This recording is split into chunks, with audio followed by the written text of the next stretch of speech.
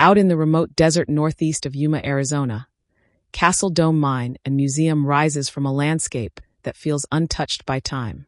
Surrounded by rugged mountains, the Yuma Proving Ground, and wide stretches of protected desert, it's one of the most immersive historic mining sites in the Southwest. The story of Castle Dome begins long before Arizona was a state. In the 1500s, Spanish explorers moved through this region, leaving behind faint desert trails that can still be traced today.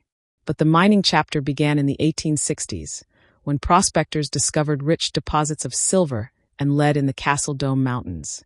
The district quickly became one of Arizona Territory's most productive mining regions, supplying lead that was later used for ammunition during the Civil War. By the late 1800s, the Castle Dome mining district had grown into a booming community. At its height, it supported hundreds of miners and their families. But like many mining towns, it flourished quickly and declined just as fast when the richest veins began to run dry. Underground, the mine tells the deeper story. Multiple levels were carved into the mountain by hand, originally worked by candlelight. Miners were issued a single candle per shift, and 2 men reportedly spent their full 12-hour day making candles to keep operations going. The work was dangerous.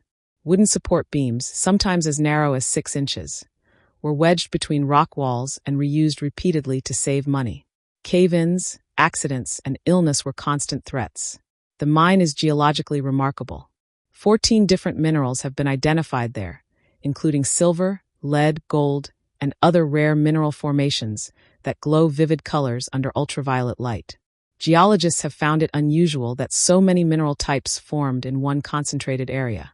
Today, guided tours take visitors into one preserved shaft, where they can see the glowing minerals and experience the complete darkness miners once endured. The underground environment acts as a natural climate control system, preserving artifacts in astonishing condition. Newspapers from 1908 remain largely intact, showing only yellowing from age. Tools, equipment, and even clothing have been discovered inside. One famous find was a pair of Levi's 201 jeans, later valued at around $200,000 due to their rarity and age. Not all tunnels are accessible. One section is now home to a large bat colony, and the smell of guano marks the area long before you reach it.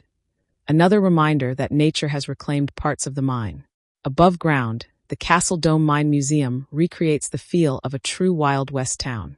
More than 50 restored buildings line dusty walkways. Homes, a mercantile, a saloon, a schoolhouse, an assay office, and a blacksmith shop, all filled with original artifacts from the region. Unlike many replica ghost towns, the structures here contain authentic period items, giving visitors a genuine sense of stepping back into the late 1800s. The museum exists today largely because private owners worked to preserve it. After government efforts closed and filled many of the mine shafts for safety, one section was kept open, allowing both preservation and tourism.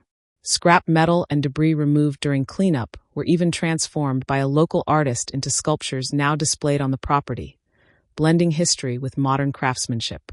Visitors should know the location is remote.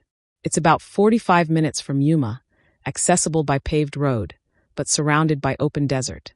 Summers are extremely hot, so cooler months are the best time to visit. Comfortable shoes are recommended, especially for the underground portion of the tour.